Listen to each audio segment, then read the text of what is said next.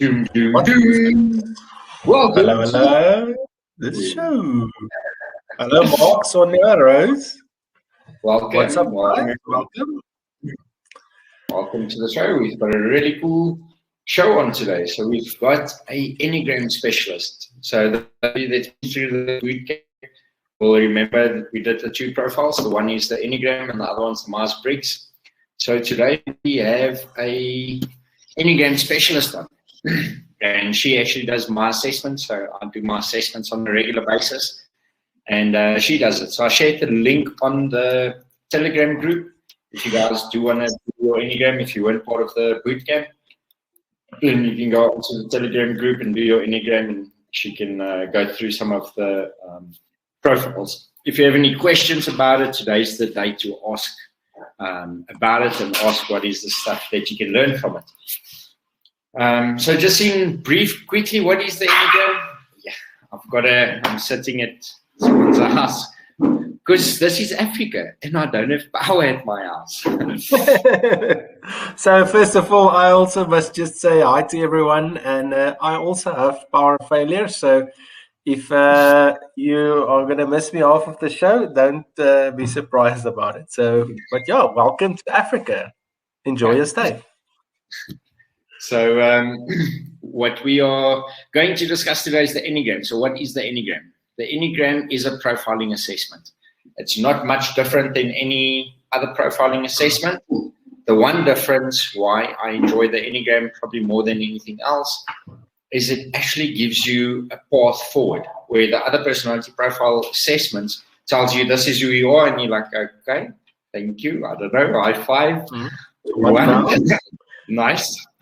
Where the Enneagram actually has a process to go forward. It actually gives you step-by-steps how to move forward. And they talk about healthy levels and unhealthy levels. So if you, for example, it's up 7 on a healthy state, you're adventurous, you're open-minded, you're thought-provoking, you bring fun and energy to the room. If you're on an unhealthy state, then you actually suck the joy out of the room and you get detail-orientated and picky and. So there's different paths for growth. So I think a lot of the entrepreneurs are actually 7 or 3 types. So myself and Willie are 7, and I think Willie, you are 7 wing 1, or 7 wing 6. I'm a 7 wing 8, which we'll chat about a bit in the show today and give a bit more clarity. So the idea of it, for example, for myself and Willie, our path forward is to focus, to slow down, to limit distractions. Because like most entrepreneurs, we see all the shiny little objects and the next business and the next opportunity, and we want to go for that before our previous ones even started. So just to prove the point, Willie, how many registered businesses do you have? A lot. So yeah, I must say, actually, when I did my my Enneagram test, and we had a discussion about this, one of the pennies actually dropped there. So I've not gone through the entire process, but last year, I think the last half of the year, I've actually gone through the process of starting to cut out these little projects from my life. Like I said, I'm not completely done yet. But what that's done for me is it's helped me to realign on the things that I think matters the most for me. But I actually forgot what I wanted to say now. But you know. The floor. You can't even remember what the penny is. So yeah, no, what it's done is it's actually helped me to refocus, and I must say it's quite a constant struggle, and I wouldn't say a struggle. I'm constantly aware of the fact when new projects comes onto my path. I then go through the thought process of actually trying to realign these projects with my why, which is my purpose. And I must say, that's one of the ways that I actually managed to kind of just keep on focusing on the things that I think make a difference. But yeah, like you mentioned, I really I've got so many projects or I had so many projects, and I literally had to go and I actually were gifting companies to people. I was like, oh, congratulations. Do you want a company? Yes. There you go. And I paid for the admin and stuff to just get the stuff off my name. So I must say I'm good still. I haven't registered new things. But yeah, it gives me a chance to focus. But how interesting is this stuff? But yeah, let's hear it from the expert, Eugene. Before I do, Crystal, you are saying you've got solar. That is pretty cool. I might be interested. Are you part of our mastermind group, Crystal? If you are, can you just maybe pop it on our Telegram group, and then everyone else that's part of our mastermind can also go through it. I think that's a pretty cool thing that we seriously need to start investing in with this amount of power outages, especially running the show and running our webinars and all that sort of stuff. It's a big disruption now. Exactly. So, I mean, one of the things for me is in Eugene as well. You have quite a lot of online meetings with guys. It's just the way our life is structured currently.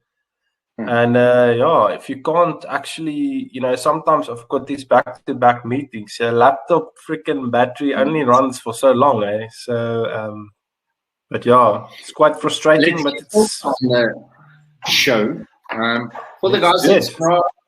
Yes, I am. Thank you, guys. So, Crystal, just pop it on our group. I'll just pop our link on you. If you're not part of our mastermind group, please join it. It's $150 a month. Seriously, it's not a lot of money. Click on the link and it'll take you through to our sign-up page, and you can join our mastermind group, or our digital academy as we call it now. Without further ado, let's get Silke on business. And the crowd goes wild. Hey, welcome, Silke. Thank you so much for having me today. I'm kind of really excited. Yeah, that's good. You should have fun. Yeah. We were just talking about load shedding and how everyone's struggling. We've got a bunch of messages of people that's currently load shedding that can't come on to the show. Last week you had issues. This week else's house because load shedding's off, or at my place today. And this is part of normal business interruptions. We kind of have to deal with it, suck it up, and move on. And how do we innovate? How do we change, etc., etc. Silke, before we get on, I've got a mosquito here. Before we get on, just for the people that's never heard of you, who is Silke and where did you come from? Tell us a bit of your story. So Silke is definitely a multiple personality. So I'm Silke Liedberger. I live in South Africa for 15 years, born in Joburg, but grew up in Germany, in Hamburg. So I was always, my heart was always in South Africa and in Germany at the same time. And I've been, in business on my own for over 25 years, different businesses. I used to be a midwife with own practice, and I took over the family business. In between, I thought I'd become a social entrepreneur. Now I want to be a coach. I am a coach, but I'm still very focused on the family business, which is more in the export, and we're working a lot with the agriculture and the food manufacturing sector. Very niche, market orientated, always very difficult to explain, and actually kind of boring for most people, but essential for the health and wellness of everybody. Yeah. Otherwise, I've got 2 big kids, and I'm happily divorced, and I was also happily married at some point. But do I have to say my age? So just something funny. We were just talking before you jumped on about the 7 Enneagram that keeps jumping to shiny objects, and they keep starting new businesses, and they end up having all these businesses. And tell me quickly, what Enneagram type are you? I'm very much a 7. So I'm a big picture person. I mean, the 7 is so essential. We're creating the vision. We coming in with all these new ideas, but then we seriously need people that finish it often, or help us finish it, or go into the detail of it, because no, we don't like it. Whereas the style 3, that I think is also quite popular here, They are very task orientated, so they can help a 7. So if you have a lot of the 3 and a 7 in you, you're actually quite lucky as an entrepreneur. Yeah. Okay. Yeah, you do. I'm just looking for some points here. That's what we can do. No, it's true. So tell me, Silke, it sounds like you've been involved in quite a lot of businesses, and it's quite interesting on a weekly basis when we've got these giants, which we call them, and we get them on the show. How did your entrepreneurial journey actually start? You know, obviously I got a little bit of a chance to prepare myself for today. And to be very honest with you, I think subconsciously it started when I was a child. My father was always an entrepreneur. He was this old school type of business owner entrepreneur. And he always took me with when I had the chance to be with him. Obviously, he lived here. I lived in Germany. So I think sitting in business meetings, watching him negotiate, watching him using his charm, his personality, then going down to the hard nitty-gritty deal. And I would sit there and observe and kind of never thought I would go into business. My first profession was, like I said, midwifery. So I always wanted to help the world and the people. But I do really think this is where it started, because my interest for business and mentoring and leadership particularly as well in that context came always through. I don't like working for people, and I like to take a lot of responsibility, and I like starting new things, and I get excited for change, and I get excited, but I always thought maybe I'm not the real entrepreneur. Maybe I'm more a good business leader and ahead of something rather than always the one with the innovative things. But I think I do have both. I have discovered that because there's a lot of aspects towards entrepreneurship, if that answers the question. Yeah, perfectly. Thanks. And what did you say was your first business? I had a midwife practice. So in Germany, midwives are very independent. I mean, midwives are known to be quite bullies, and strong and whatever. And tough. Are you a bully? Are you a bully? No. I was always so that's why I hated hospitals. I dislike hospitals so much. I'm a bit of the alternative kind of person. So, and I just loved working on my own with the women, and then we started having a practice, a colleague and I, and then my father died. And it was literally, the practice was going really well, and I was just about to turn 30, and then he passed away, just like that. And it was a major crisis for me personally, and it meant a lot of change that sometimes I thought I wish I would have gone a different route, but it was my chance to jump onto this ship of being a business owner, an entrepreneur, and a leader of a bigger organization. Yeah, and I eventually did that. Yeah. Yeah, I understand. You're still busy with that business, right? I am still busy with that. And I think Eugene and I spoke about it before. I always think about maybe I should get out of it because as a 7, I have to be very passionate about something. I need to feel it, and I need to know that this is my purpose. This is the reason. But I'm also a realist. Yeah. I've got 2 children, raising them in South Africa with no support, private schools, medical aid, safe car, nice house. You know, I'm also a realist. I like also good things. So, and this company has provided for us, and in a good way. I honor that. And also more and more I realize the legacy in it. It is a family business since the 80s. This particular business, 1980s.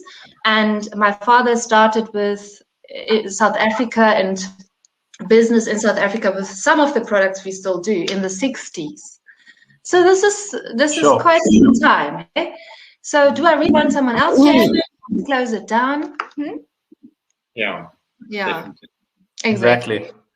Yeah. Let's get to the coaching and the Enneagram. Yeah. So the exciting part. Let's get into the coaching and the Enneagram. Okay. Really good. Yeah, I don't know how much the people on this call or in general know about the Enneagram, because I mean, there's a lot. Well, we can talk a lot about the Enneagram, and this is a short time. So, I mean, the actual beginnings of the Enneagram are already you can follow through to the ancient times. I mean, even before Pythagoras, it's a very old way of looking into ways and styles of behavior. So I'm always a little bit careful with saying personality types, because that's already for me too boxy. Because we all have the ability to change, and this is the beautiful aspect of the Enneagram. It doesn't just say, you are a 3, of course you like that, and you're gonna always be like, I'm so sorry for you, kind of thing, you know, because often you find it's like a stamp that you're getting when you do other, like Myers-Briggs is a little, or whatever else, there's so many, but with the Enneagram, there's always the developmental aspect that I really, really like about it. And I first got involved with the Enneagram in my early 20s. Okay, I'm now 47, so I'm just going to tell you this is a long time I've been involved in the Enneagram. But more on a personal level, you know what I'm saying? Like, not like teaching it away in a way, or like helping people through processes of change with it or development. But I always came back to the Enneagram with anything I tried, sorry. And I like the fact that you obviously talk about 9 styles of behavior, 9 styles of how you are presenting yourself in the world. This is actually what it is about. Because if I look back 10 years ago, I was me. Because one thing everybody agrees on, you also get born with certain traits, okay? I mean, it's genetics, it's all, but then we get formed through our lives, through our upbringing, through our culture, our language.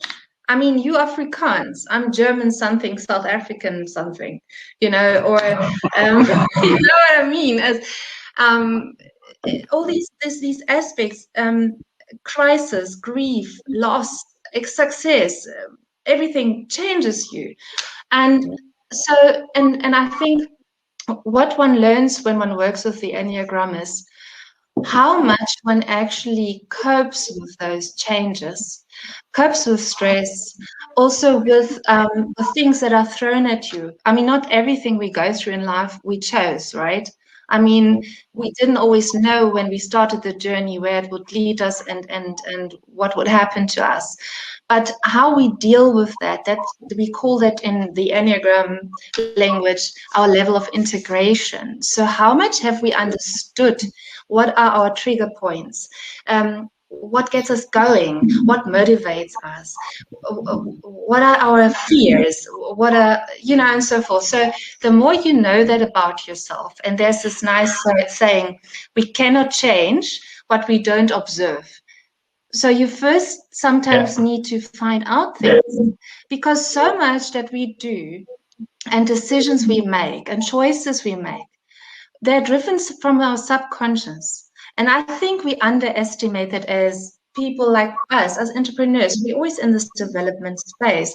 We're always learning. We have to, because we have to go with the time, and if we want to be ahead, we have to work on ourselves. So we are quite aware of us and ourselves. But some things we always come back to and we think, why is this always happening? It can be relationships. It can be relationships, for instance. It can be your success, personal or business, whatever that means for you. It can be choices that you're making that are similar. And why am I doing this? And I find, particularly with this program that I'm now working with, the 5 lenses, which works also with other aspects of personal development and integrates the Enneagram, it uncovers often something that you haven't been really aware of.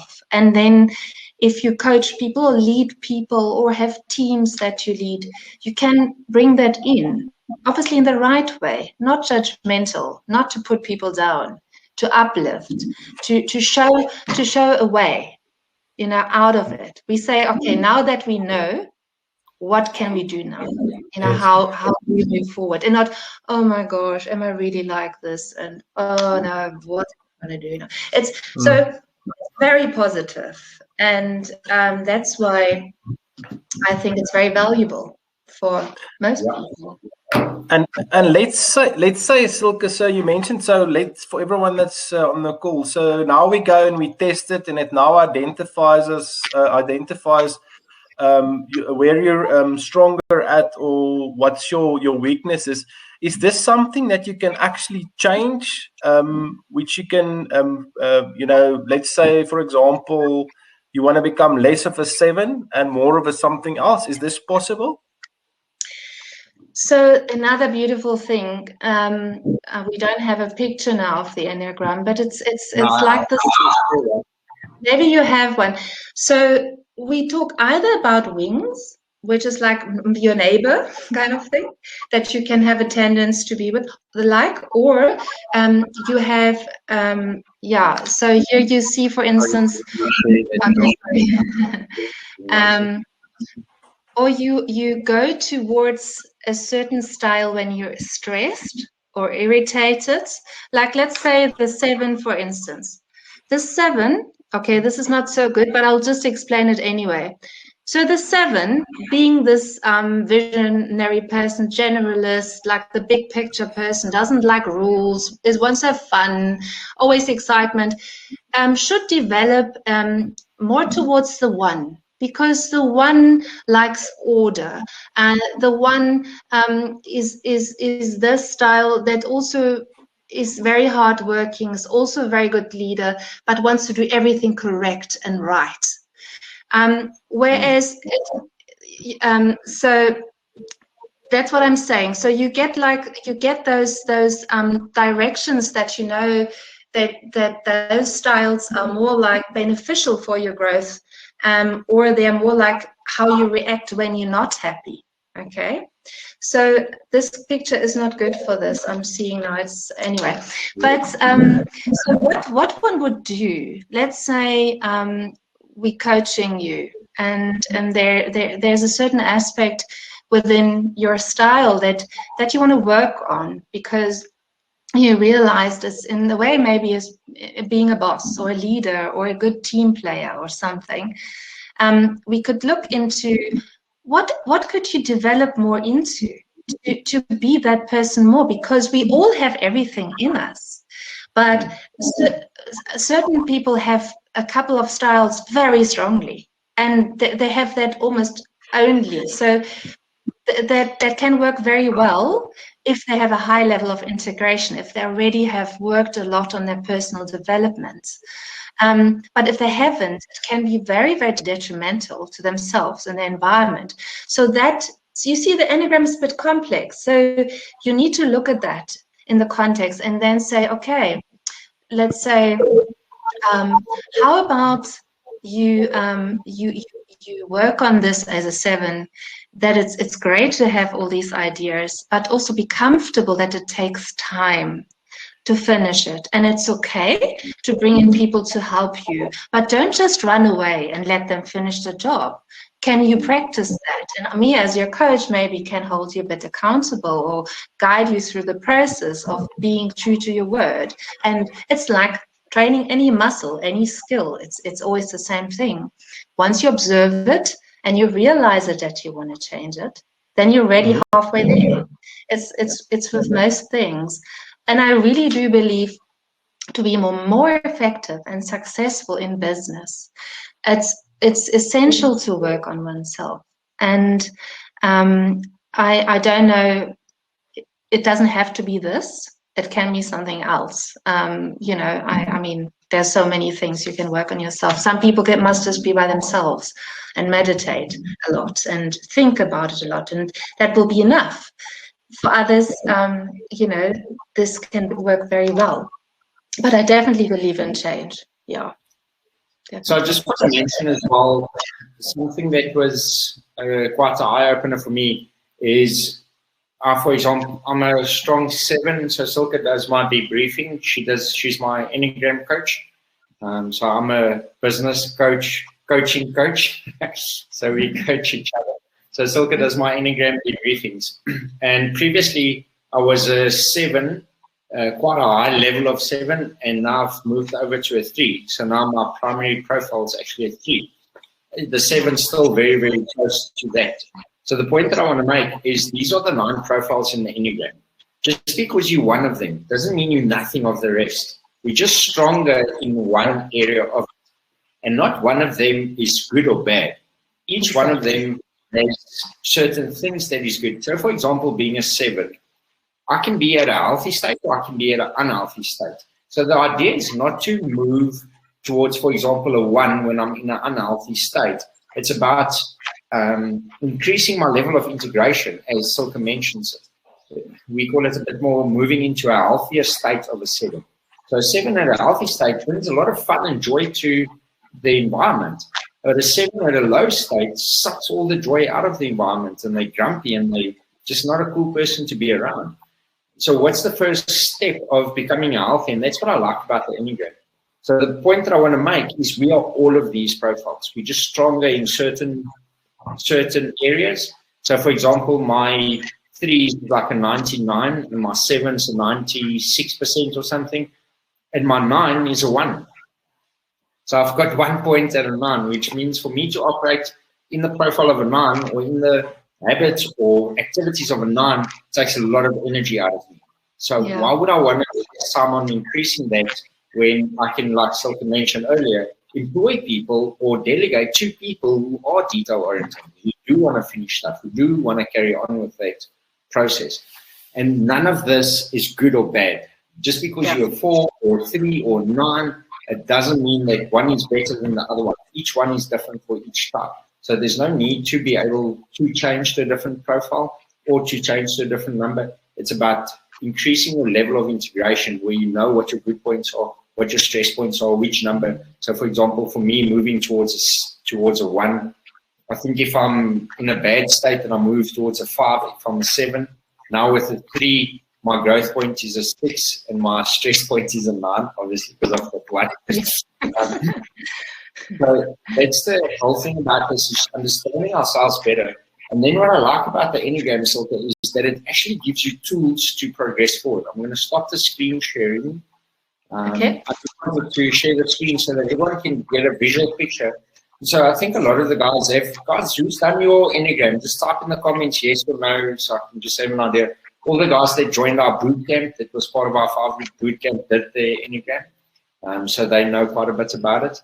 And we actually had a whole module on personality profiling and stuff. So most of them have a rough idea, but some of the guys that didn't join our boot camp, I just wanted to share the picture so they have an idea of what the Enneagram looks like and what your result looks like.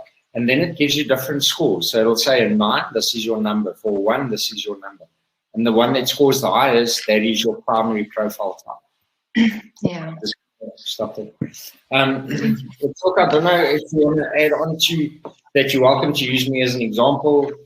You don't have to worry about, like I said, you mentioned to me my thing is private. I said, you don't have to keep it private. I'm sharing this stuff all over. That's very confidential, actually, when you do this with someone. It's very personal. Yeah. Okay. Yes. So some people will take it personal, but you're welcome to share anything or use me as an example of this. And the thing that I enjoy about this is it actually gives you a path to growth. And what I took out of mine, so the 7 is more the ideas type, that's the vision, and they want to carry on with the next one. Where the 3 is more the star profile, that's when they come out to shine, they're a bit more task focused, and they want to build their personal brand, etc., etc. And one of the clarities I got is now I'm going to build the businesses. I've built a big enough business to be able to build up that credibility for me to be able to speak on stage. And now I'm starting to build that personal brand side, and now I'm starting to progress more to the 3, which I think is more my natural energy. The 7 was almost there because I didn't want to live in the 3 because of my upbringing. You're not allowed to feel big. You're not allowed to stand on stage. You're not allowed to say you're better than anyone. You're not allowed to talk about your success. You have to be humble. You're not allowed to talk about money, all this sort of stuff. Yeah. So now I think I'm moving more towards my natural state. And the beauty about the Enneagram is giving that path to growth, sitting and saying, these are your steps to achieve a high level of integration. Yeah. What do you Yeah, think that's about right. Willie, yeah, sorry. Did you also do the Enneagram? I did. So I was a 7 and a 2, I think, Eugene. Okay. So very strong in 2 and 7. 2. Nice. The rest was quite a bit lower. So yeah, I think with Eugene, I mean, I'll be very honest with you. You know, one always like has a little bit of a, when you do this work, one has to be very careful not to think, I think Eugene might be a 3. But I will be honest with you. That's what I thought before we did this. I'll be very honest with you. I thought that would be very strongly your style, yes, because you portray that for me. The goal setter, the go-getter, the achiever. You like success. You want to have a mega company. You want to reach a lot of people. You have that drive. You have worked quite a bit since I met you on this work-life balance, which is often a problem in the 3. But because I only know you in a certain way. And I do think a lot of businessmen / women, I don't know why I think it's more men, but the typical business person has to have a lot of a 3, actually. Because if you're not goal-oriented, if you're not task-orientated, if you're not sometimes, I wouldn't say stand on other people's shoulders to get on top. I don't think it's necessary. I don't think it's a good trait, and it's more a trait of a low integration 3, but it's normal, especially when you're young and you're starting. Obviously you're thinking of yourself. Whereas the 2 would think too much about everybody else. But the 2 can have the 3 as a strong wing. So the combination will be amazing. You will be a caring leader in a high integration level, which is wonderful because you can still be all that go-getter, reaching for the stars while you're taking others with and caring for them, which is in any way the higher integrated 3. Eugene, you very much for growth for others. Why do you have this forum today, for instance? You do so much. You want people to grow. That's why you also coach. If you would be a low integrated 3, you wouldn't care. It's all about you. It would be about your success. It's about you standing on stage. I don't care who else is there. It would be only about what car you're driving, what watch you're wearing. Well done. I'm joking. Together today. Well done.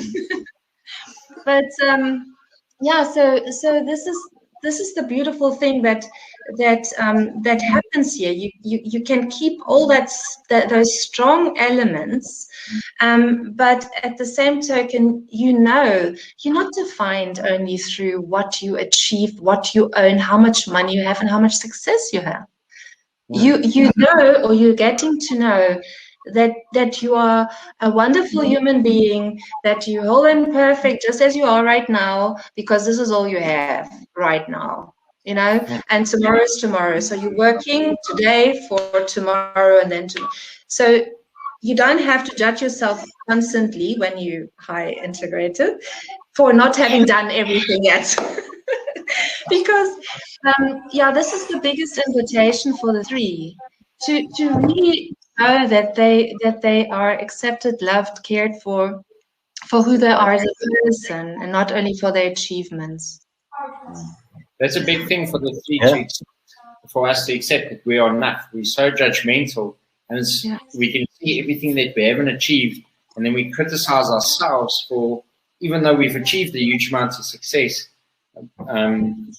I just want to really mention quick, I know you've got a question as well about this, and I was sitting with someone the other day that I viewed quite a successful entrepreneur, and I'm quite open about my stuff. I don't hide it, and we were talking about some of the stuff, and we were talking about turnover that we're doing in sales and new projects and what we're doing on our online stores, and I was showing the numbers and stuff. And this guy was sitting there, he's like, how do I become your friend? How do I just get you to talk to me and mentor? I was like, what the hell is this guy doing? We're having a beer. And we forget sometimes the amount of success because I know what I can achieve. And then that's the standard that I hold myself against. And we feel like we're not enough at this point in time. And that's a big problem for the thieves, is that self-acceptance, that self-love. I am enough. Yeah. Another very interesting part of the 3 is, and that's something that's a little bit more tricky to talk about, but I'll do that now. They like portraying something that they not necessarily are inside. So there is a bit of inauthenticity, big word, oops. And I'm not saying that's you. I'm saying that can be part, that can be part of it, because deep down, the 3, when they're not so high integrated, they're obviously extremely hard on themselves. They don't have a lot of self-love and acceptance at that point. So but they want to make everybody believe, I'm top of the world. I don't have problems. I don't fear anything. I can do anything. And to that point, if they're not careful or learn things on their way that they actually don't know at some point who they are, they're very prone for burnout and breakdowns, the 3s, if they don't look after themselves and understand these drivers that are good.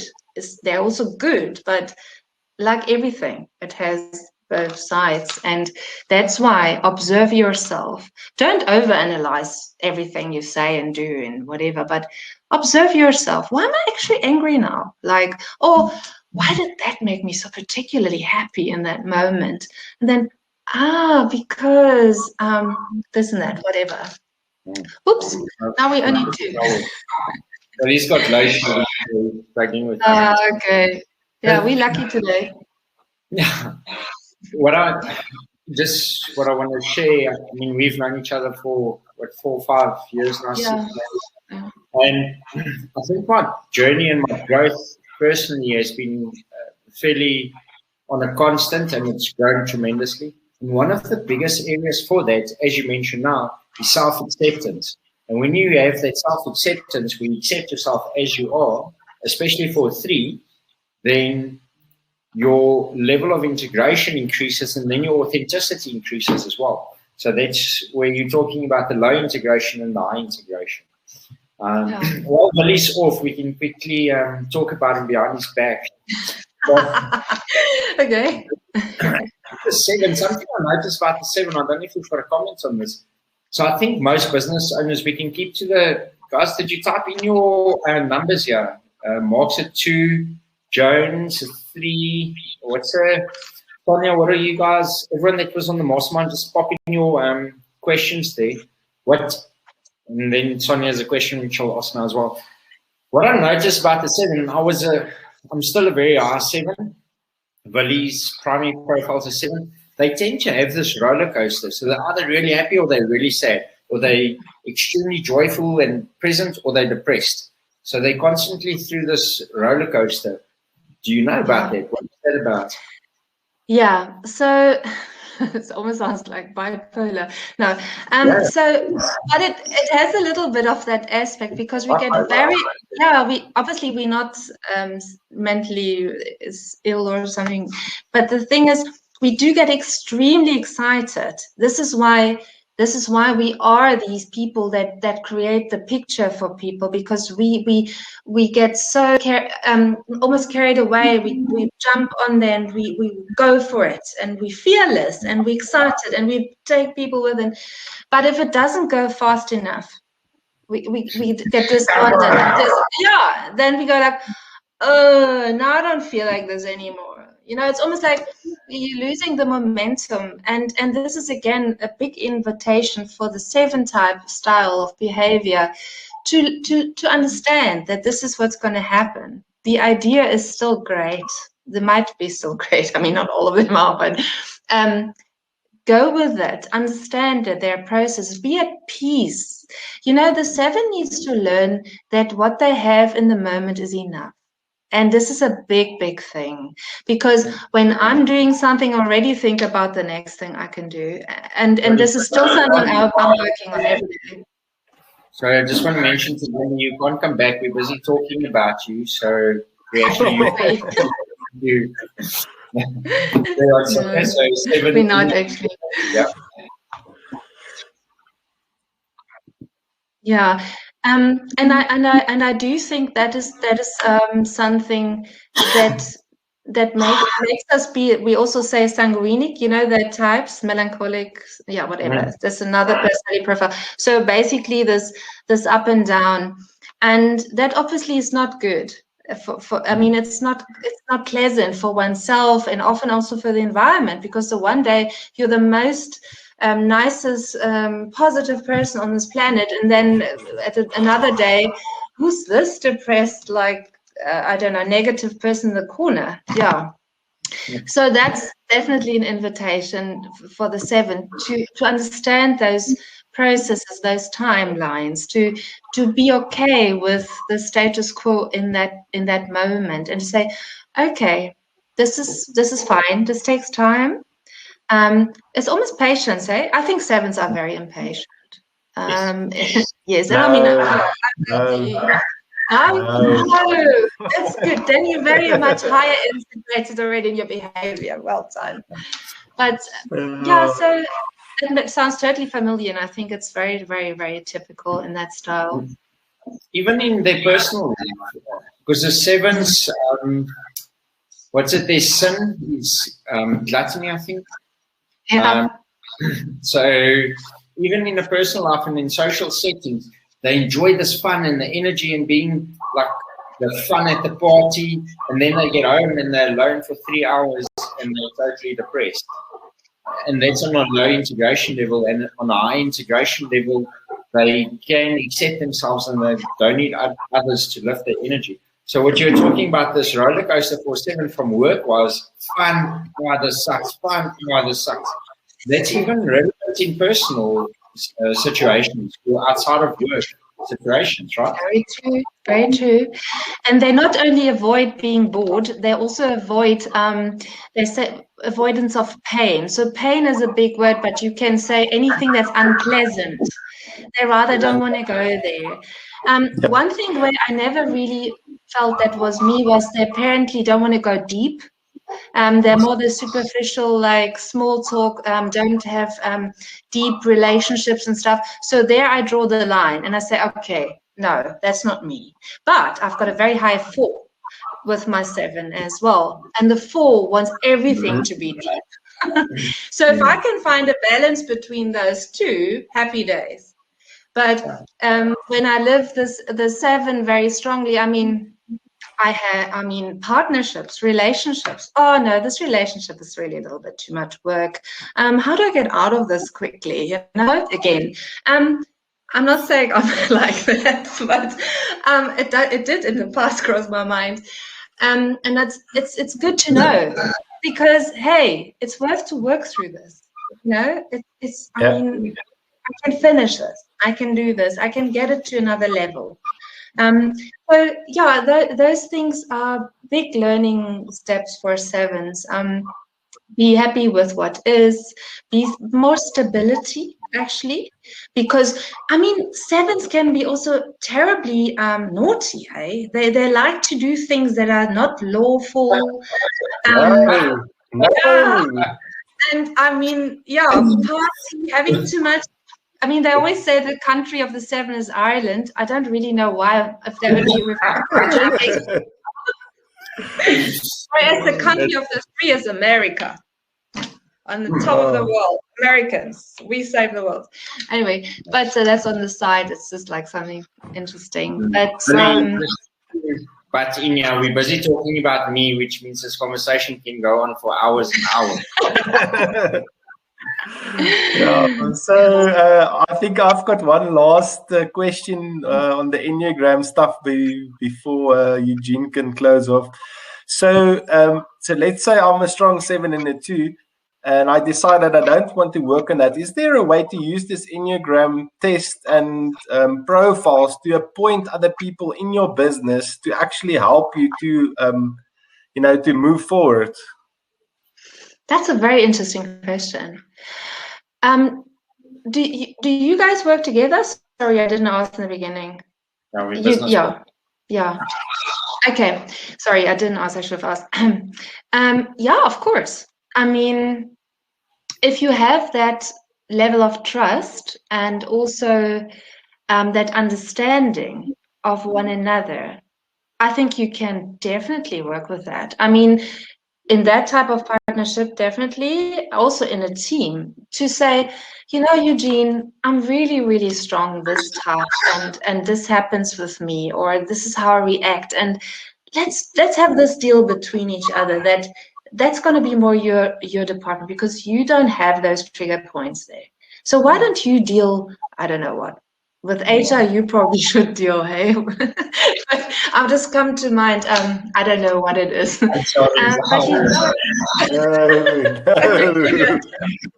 All right, I'm just guessing here, because the 2 is 9 and a 2. Yeah. So you don't like the conflict so much? Well, no. Yeah, you see. Yeah, so you say, okay, Eugene, I don't mind programming till tomorrow morning or whatever it is that you do, but can you please deal with this? Because right now, I don't really want to work on myself with this. But obviously, understanding, it can actually work beautifully. Yeah. But at the end of the day, I would always ask myself, don't I want to maybe change in that area? And that's only... I think to close, we can... I mean, there's so many different areas in ourselves that we can work on. We can work on the integration levels on the Enneagram. We can work on improving some of the areas that we're not good at. We can work on our self-love. We can work on self-acceptance. We can work on our emotional state, on our mental state, on spiritual stuff. Then there's business things that we want to learn. At the end of the day, it's accepting who you are and choosing 1 or 2 things that you want to work on. Everything doesn't have to be fixed in one day. Although sometimes I do feel like it should be able to. It doesn't always have to be one day. No. I want to carry on. I still have 20 more questions, Silke. We'll have to leave that for another session. We're out of time, so I want to... Yeah. Episode 1 of what it is? Series 1, episode 1.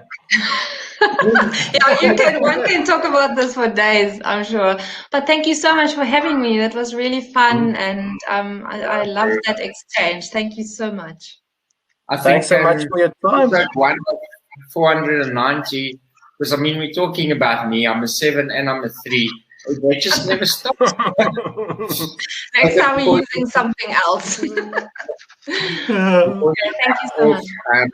If someone wants to get in touch with you and they want to do a debriefing with you, so guys, Silke does my Enneagram debriefings for me. So we actually did my last one about a month ago. Yeah, actually, I think it was 2 weeks ago. So Silke does my debriefing. She charges for that. So there is a female, she's a coach as well. And if they want to get in touch with you and they want you to do a Enneagram debriefing, what's the process, Silke? Oh, just contact me. We can have a chat. What you're actually looking for with this? Is it for your career? Is it for your personal development?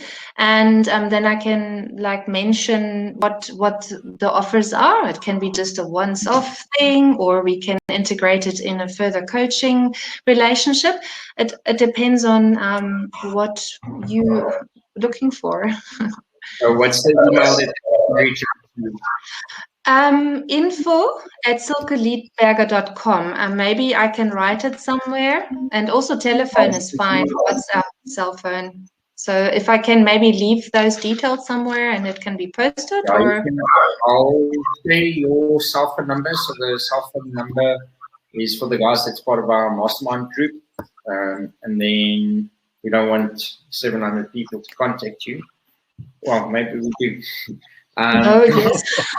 I'm a 7, eh? I can afford easily. I'm typing in Okay. Silke's email address on the right-hand side. That is Silke's email address. If you want any information, please don't abuse it. If you do contact her, please book a session with her so that she can do a debriefing with you. And then, do you have your Instagram profile yet, or Facebook profile? Nothing like that. I'm a little bit the older generation. I have an Instagram, but I'm not very busy on it yet. But I'm following Eugene on it, of course. I mean, and he's busy. Cool, Silke. Thank Thank you for joining you. the show. What a cool show. It was really yes, that's fun. Thank cool, you. really exciting. And each week we just learn something new on the business show. And it's just each week we just level up to that next level. And in a couple of years, I mean, small things like this over a long period of time makes massive impacts in your life. So thank you for sharing your time with us, and thank you for sharing your insights with our Thank viewers. you. Yeah, thanks so much, Silke, Thank for you so taking much time out of your for busy day to come and share with our viewers, and for all the viewers for turning up. Without you, there won't be a show. So yeah, guys, Thank you. Great. invite your friends, get other entrepreneurs, and let's grow the movement. Yeah, sounds Awesome. great. Thanks, guys. Awesome. Thank you. People, Have bye. a nice rest of the day. Cheers. Thanks. Bye. Bye. Bye. Oh.